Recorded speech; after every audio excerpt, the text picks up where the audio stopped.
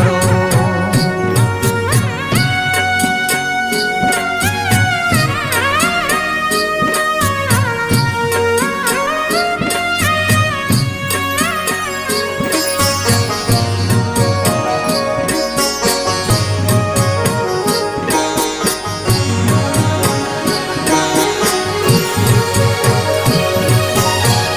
લખ 84 માં બહુ દીન ભટક્યા, ઘડી ઘડી પશુ અવતારો,